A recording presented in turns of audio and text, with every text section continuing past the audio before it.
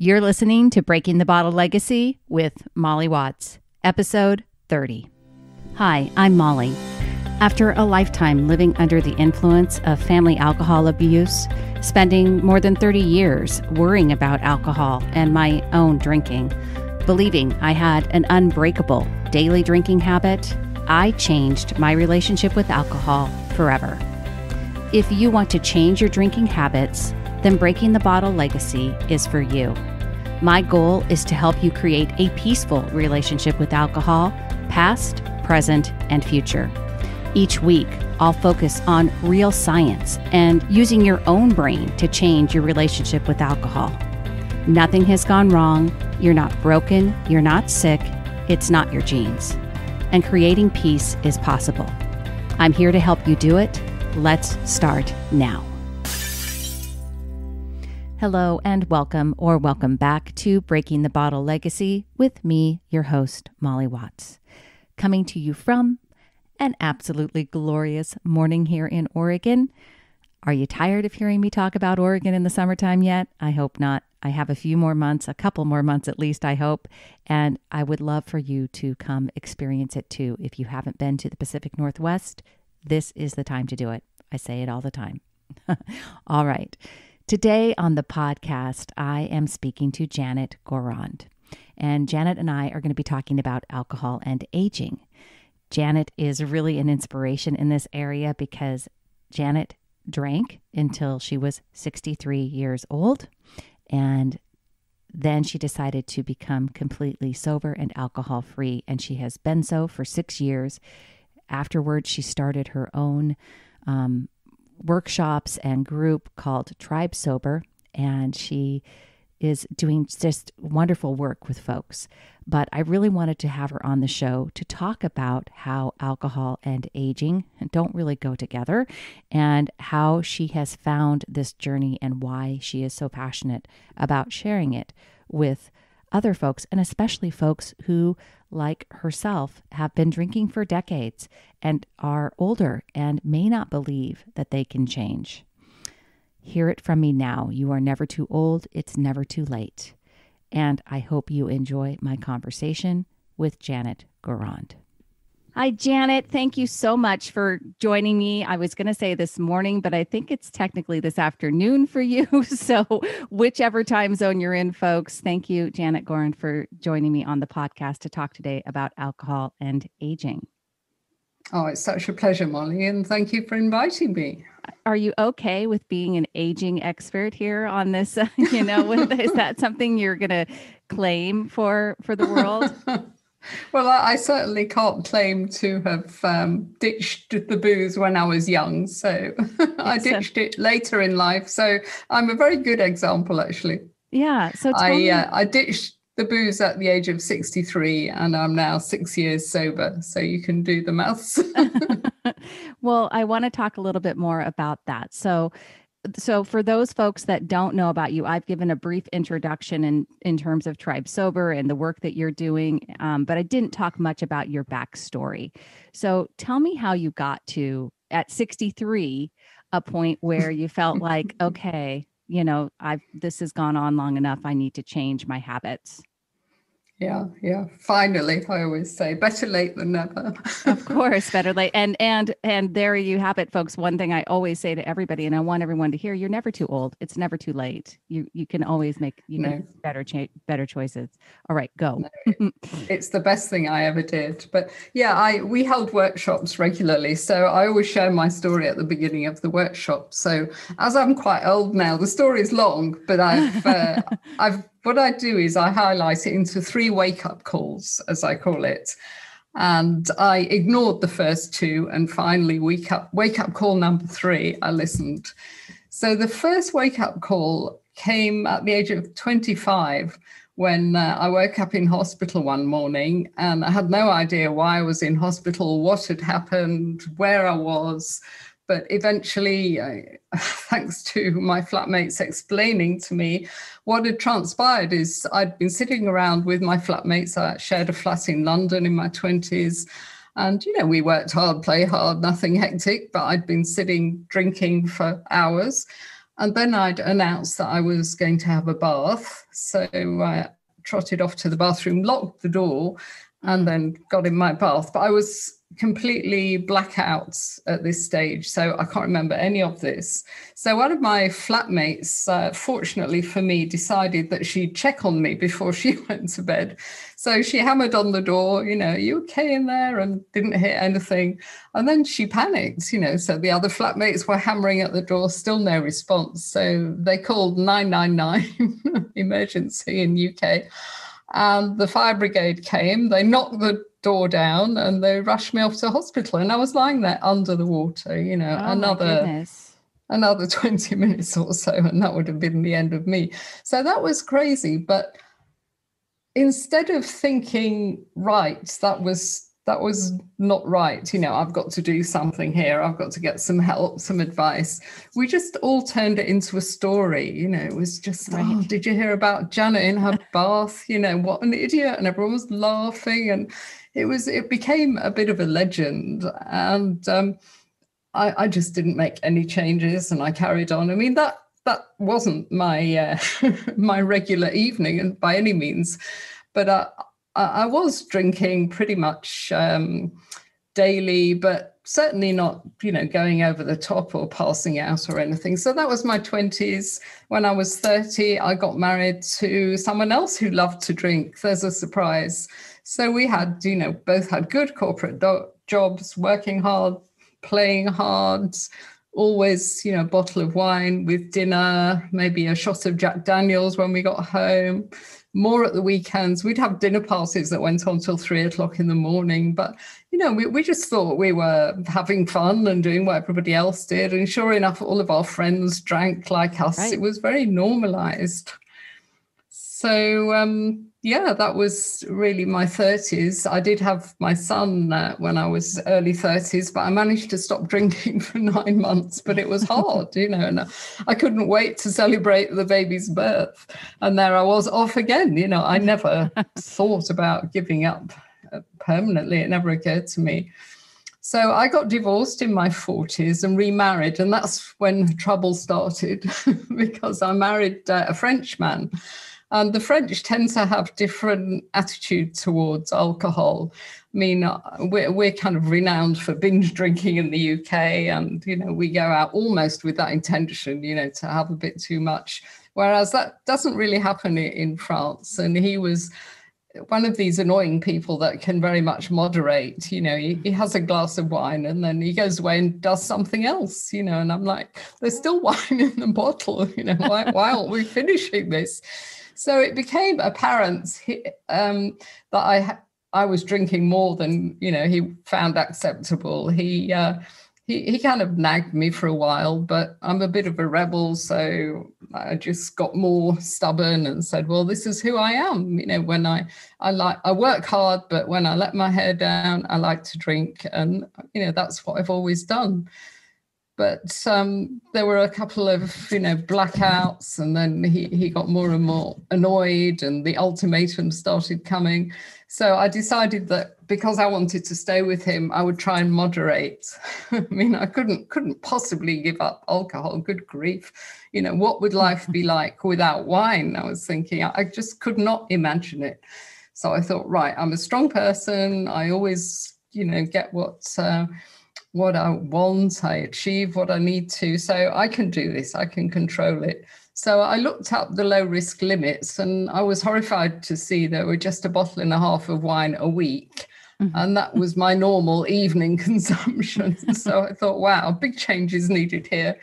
But I had a little notebook, and I would try, and I would log all my units, and I could probably manage for 2 weeks, even 3 once, but then the wheels would come off and I'd just drink until I blacked out. So that was a miserable time. And I call it the moderation trap now that I can look back with some perspective. And I realized that, I was just trapped in this cycle, and it went on and on. And every time I failed, my self-esteem was on the floor, and I thought, oh, this is dreadful. But, I carried on trying. And then I had wake-up call number 2, which was breast cancer. And I'm quite convinced now that my decades of heavy drinking had a link there to breast cancer. But at the time, complete denial. And it was a tough year for me. I had mastectomy and chemotherapy, but never thought about giving up drinking. I did ask the oncologist towards the end of my treatments, do you recommend, that I eat certain foods? Shall I eat organic? Shall I do this? Shall I do that? Because I'll do anything. I don't want to go through this again.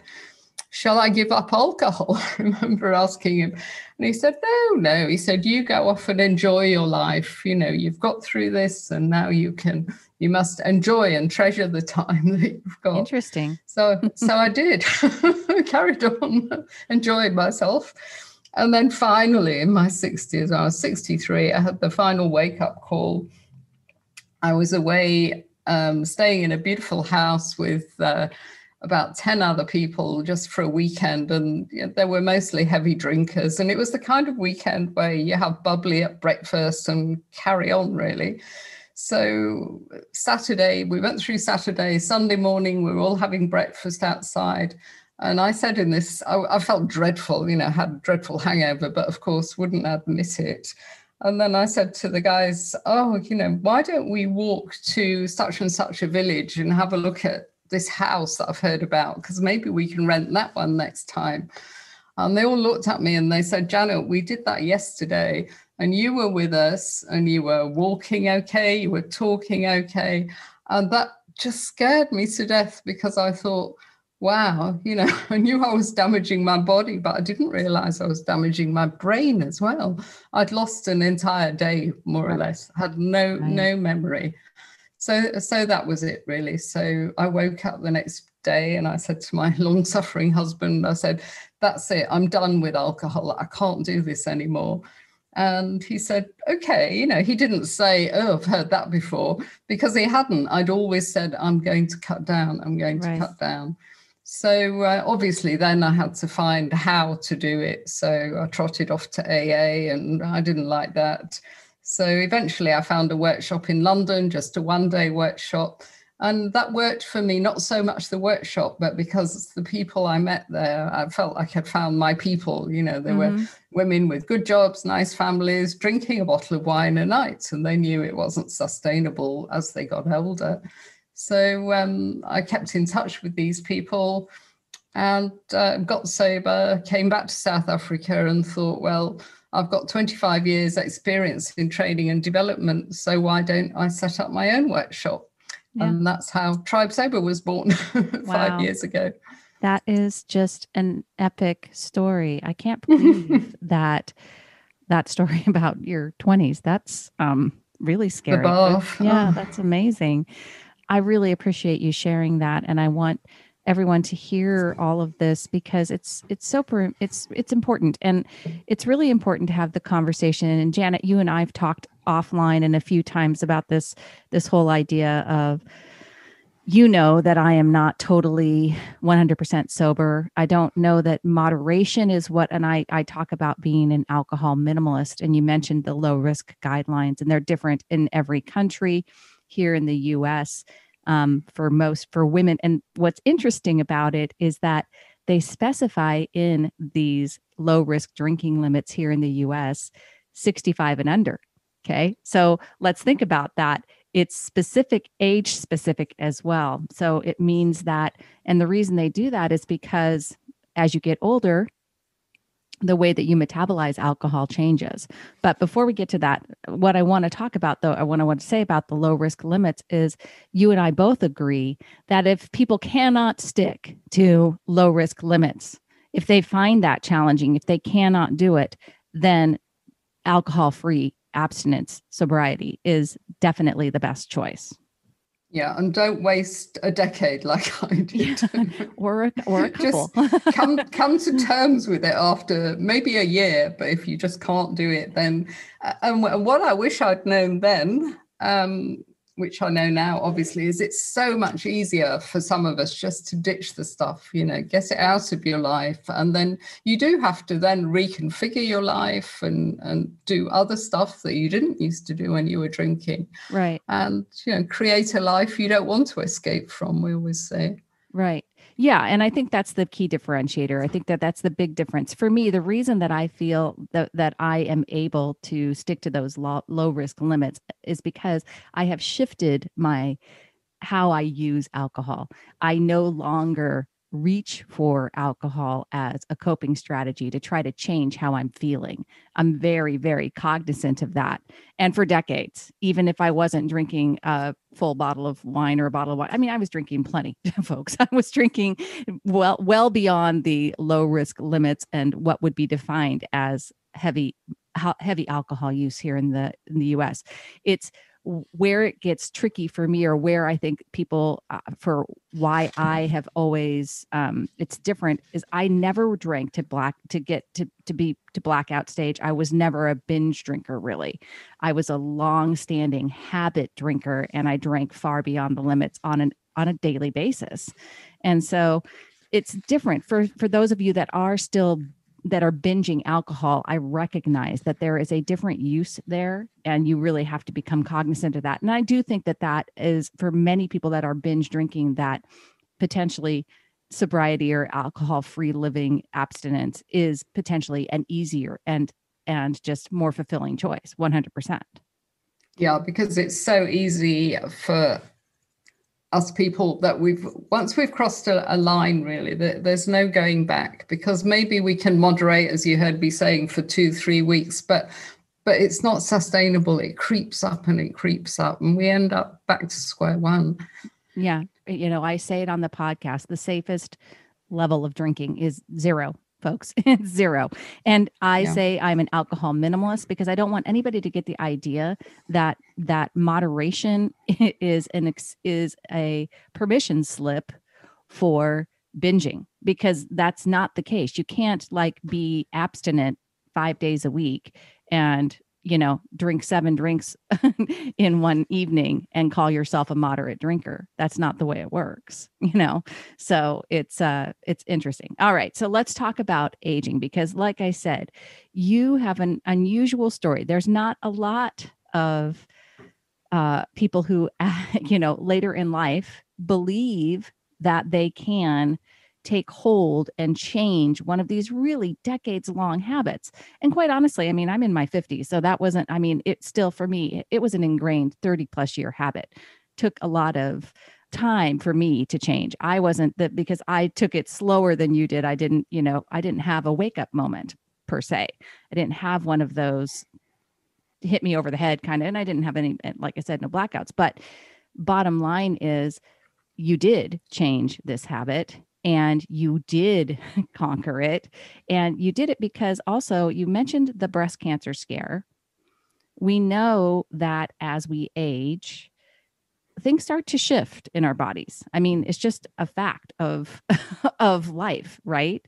And alcohol and the way that we metabolize alcohol as we get older changes as well. Our immune system gets weaker naturally as we get older, and alcohol damages our immune system. So it's a double whammy. And I think they now link alcohol with 7 different types of cancer and 60 diseases. It's hectic.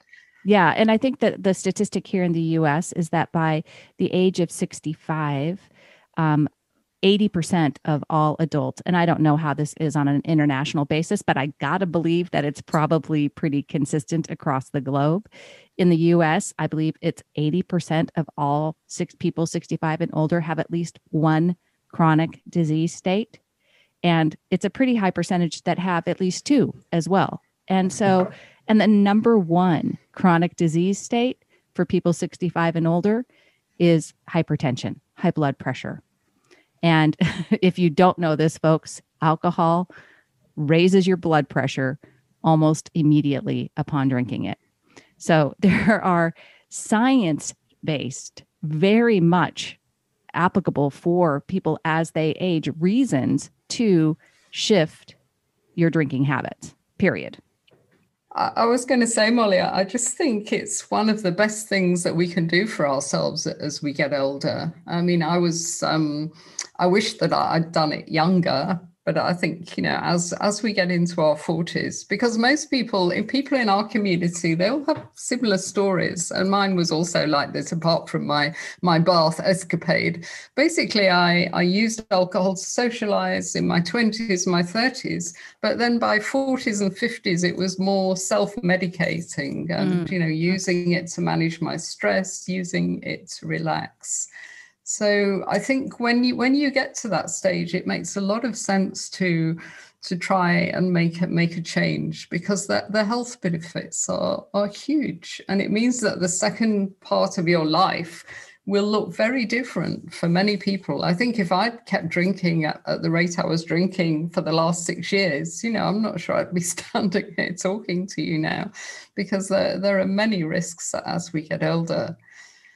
In your group, are you talking with other women that are of a particular age, so are, in their 50s and 60s?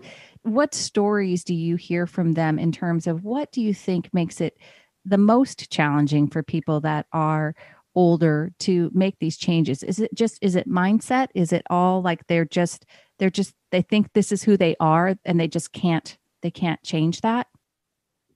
Yeah, I mean, you mentioned yourself, didn't you, Molly, that if we've been doing this for decades, it's almost part of our identity, and all of our friends tend to be drinkers as well. And all of the things we like doing tend to be alcohol related, or the social events. So it is difficult to make a change, and it's particularly difficult to make a change on your own, I think, because again, that's why I was trapped for years, because I had a lot of pride and I didn't want to admit that I had a problem. Mm-hmm. So because I knew that if I came out and said, oh, I'm stopping drinking, everyone would say, oh, are you an alcoholic then? And I didn't want that label, that's why Sure. I didn't like AA. So yeah, I think so many of us try to make that change alone. And that's what we find in our community. And when people join us, they say things like, oh, I'm so relieved, that I'm not the only person that is like this. Because if you are surrounded by people like my husband, who can have one glass of wine and forget about it, then you start to think, well, what's wrong with me? Why can't I do that? And then you really try and then you can't. So I think accepting that you've got a problem and then reaching out for some help is absolutely the biggest step. And, I always say that to people when they come to workshop, it's, 70% of success is showing up, and you've shown up, you've admitted that there's a problem, you've reached out for some help, and then you've taken up that help. So that is by far the biggest step. And after that, it's practical things. It's more about strategies. And then it's about sticking with it until the benefits come in. Because when I gave up, I was desperate I knew I had to do this if I wanted to survive, but I wasn't expecting it to be a good life. I thought, oh, well, I've had lots of fun in my life. You thought it was going to be miserable and you'll just suffer through. Absolutely. I thought sobriety is a dark and miserable place and everything will be grey. And I really bought into that nonsense. And it took me, a good 6 months to a year to start realizing how much better I felt. My mind cleared and I got my energy back. I got my creativity back. I started feeling a sense of purpose again as I was helping other people to ditch the drink. So one of my favorite books is called The Surprising Joy of Being Sober. Yeah, I don't know if you know like that one, yeah, Catherine Gray. Yeah. Just that title sums up my journey. I love that title because it was a huge surprise. And many people are like that. And that's why they resist the thought of getting sober, because they think it's going to be dreadful. Yeah. No, I agree. And I like I've said, I think it applies whether or not you're completely sober or you're just trying to change your relationship with alcohol and cut back on what you're doing and really move alcohol into a different place in your life. For me, letting go of all the anxiety and the worry. I grew up with an alcoholic parent, and she was an alcoholic through all of my life. So my habit fed this constant, endless, just relentless worry and anxiety in my life. And I was really kind of unaware how much of my time I spent in worry and in anxiety. And I was also feeding it, of course, with alcohol, which I've talked about before in one of the other alcohol and interviews, folks, or not interviews, one of the other alcohol and podcasts, Alcohol and Anxiety. You can go back and listen to it.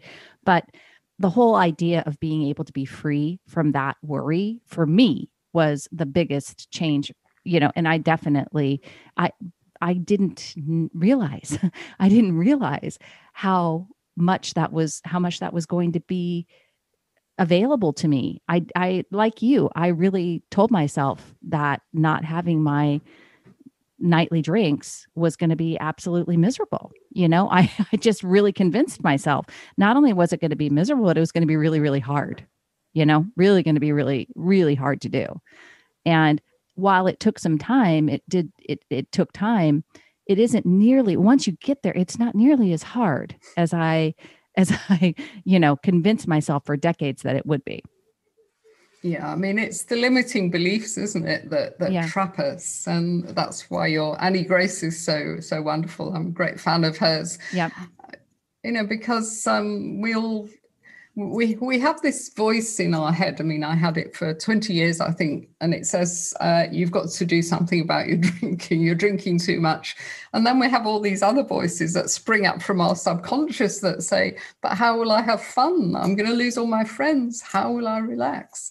So we have to acknowledge those voices in the subconscious and work on turning them round. And I always give the example of my socializing thing, because I was convinced I would never be able to socialize without alcohol. But I knew that I couldn't be a recluse. So I just forced myself out, time after time. And I hated every minute of it mostly. But I would see every outing as a challenge. I would come home, I'd write it up in my journal, another tick in the box. And I did that for months. And then eventually, I still remember the moment coming home from something. And I thought, oh, what a nice evening, and I'm going to meet that one next week and I must read that book. And then I realized that I hadn't been drinking and I'd had a nice evening. Yeah. So it was like my subconscious suddenly realized, oh, it is possible. Yeah. And then it got easier. It wasn't great every time, but it definitely got easier. So the way that you deal with those limiting beliefs is by proving, I think, to your subconscious that they're just a pile of rubbish. Yeah, absolutely. No matter how old you are, and we said it at the beginning, let's just continue to say it. It doesn't matter how long you've held on to those limiting beliefs. You can change them. It takes mindful intention, and it takes recognizing them, uncovering the stories that we've told ourselves for so long, or we've heard from society, or and Annie Grace talks about that too, these challenges to our own awareness. They're challenges to our own power, but we've got the power within our own brains to rewrite those stories. And that's what's been so incredible for me in terms of how I've reframed alcohol in my life. It's also been cathartic because I've reframed how the stories that I had regarding my mother and her own abuse. And I think you mentioned not wanting to have that label of alcoholic on you.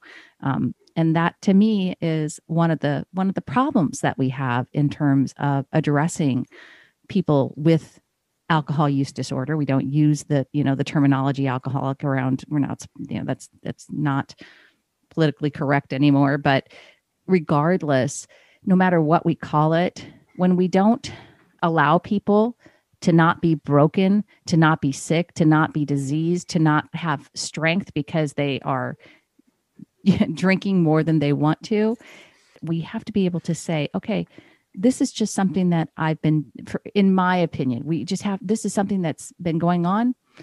I need to change it. I have the power to change it. And it doesn't mean anything more than that. It's just as simple as that. There's doesn't need to be a morality around alcohol. And I find that to be the case. Yeah. And Molly, what's going to shift things for a lot of people, I feel very hopeful about this label. Because the spectrum, how at one end we've got the non-drinker and at the other end the alcoholic, who's the old man in the park, and we think, well, that's not me, so I'm fine. But now with the sober curious movement, I think it's going to be so much easier for people to say, well, I'm not drinking because I'm sober curious. I want to have a break for a while and see how I feel. What does my life look like without alcohol? Yeah. And I think that could really create a change for a lot of people. Yeah. Because it's not scary to come out and say, I'm sober curious. Yeah. No. And I think it's, even if it's, I love alcohol-free days, alcohol-free living, and I incorporate a 30-day alcohol-free month into my year. I think that's important because it does allow us that opportunity to really question our own ideas, values, how we're incorporating alcohol into our lives. And it's all about, for me, it's all about keeping alcohol in it being mindful, being intentional, and understanding my relationship with it.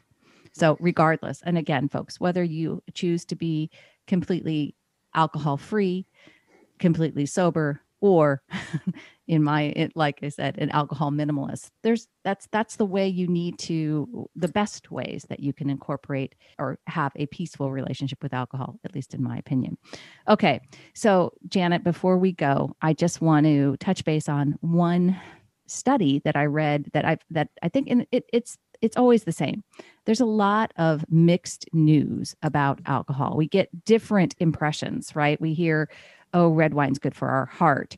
And there's been associative studies about alcohol and how it's and actually like reducing dementia, right, in older people. And I think people hold on to these ideas with associative studies as like, oh, see, I'm doing something good for me, which is so dangerous because the bottom line is, at least everything that I have understood about all studies regarding alcohol is, at least in humans, is that they're all associative, right? Because we can't rule out, everybody has to eat, everybody has to sleep, everybody has to do these other parts of their lives, right? So they can't just give people alcohol and nothing else. So there's never any way that they can define exactly what has happened that is causing whatever result they get in a study. So when they say that what they do is they take this study and they look at these people and they look at their lives and they have them tell them what they've done. And then they say, oh, okay, well, they have a lower rate of dementia and they drank. But it's not like one causes the other, right? Yeah, I think the red wine study is absolutely classic. I remember when I was drinking, I seized on that one. Oh, yeah. Red wine's good. Right. I think I might even have switched from white wine to red wine at the time. But I must look after my health. And since I've been sober and doing this, I investigated that particular study a little bit. And it was a tiny study, and it was just women in the study. They were all between 55 and 60. So it was a very kind of small and distinctive cohort. Right. And I think they had 3 really small glasses of wine a week. Mm-hmm. And yeah, they did manage to detect a little improvement in the heart health. But I mean, that was a small group of people and tiny glasses of wine. But people like me, they immediately went out and bought bottles of red wine and thought, well, it's fine. So they're so misleading and so dangerous. But of course, the media, their hands are tied because a lot of them are advertising liquor. Sure. Spending dollars. I was talking. Yeah, so they can't be too controversial. It's just like cigarettes used to be. It was only when cigarette advertising was banned that the media started saying, well, actually, cigarettes give you lung cancer. And then we went, what? Why did nobody tell me this before? So, yeah, I'm very, very dubious about these studies now. And I think they do a lot of damage. It's a shame. Yeah. Well, I agree with you completely. You know, I say this on the podcast, folks, there is absolutely no benefit to adding alcohol to your life. That's not no one should be prescribing that. It's all about harm reduction, minimizing the negative impact. I, for one, still enjoy a glass of, I guess I'm one of those annoying people, Janet. I can definitely. I can take a glass of wine and not have another one. But that is definitely the goal here. You have to reframe your thinking about alcohol, no matter how old you are. And especially if you are in your later years, 50s, 60s, 70s. This is an opportunity to change how you are really going to live the rest of your life, because it is just simply that important. It can help you live longer. It can help you live better. And, be like Janet, right? Finally, she got it. But life expectancy for women these days, if we're fortunate, is about 86.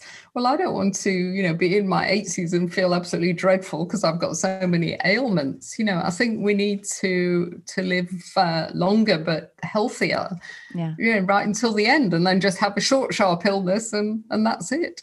Yeah. But not to suffer.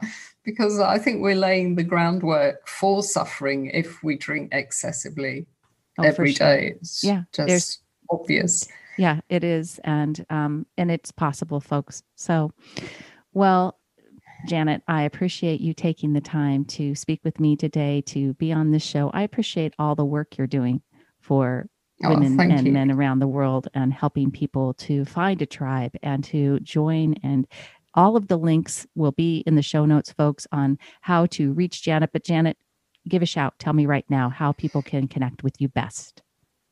Tribesober.com. There you have it. That's all. It's all there. And the podcast is called that as well. Yep. So we kept it simple. Yep. I love it. And for those of you that are really trying to explore if being completely abstinent and having a tribe, having the sober experience is what you're really needing, I really love all of Janet's work, and I think you will really enjoy it. And it's a wonderful international crowd, right? So all of us over here in the U.S., despite the time change, folks, you can get on and hear all of her good podcasts, and you have good Facebook group lives and things like that work for everybody, right? Yep. Yeah, we've changed we have a Zoom cafe on Saturday afternoons, and we've moved the timing because our American friends wanted to come. So they kept saying, I'm not getting up at 4:00 in the morning anymore. Awesome. Well, Janet, I appreciate it. I love having chats with you. And so thank you just so much for coming on the show today. Thank you, Molly. I'm sure we'll keep in touch. Absolutely. Thank you for listening to Breaking the Bottle Legacy. This podcast is dedicated to helping you change your drinking habits and to create a peaceful relationship with alcohol. Take something that you learned in today's episode and apply it to your life this week. Transformation is possible. You have the power to change your relationship with alcohol now. For more information, please visit me at www.mollywatts.com.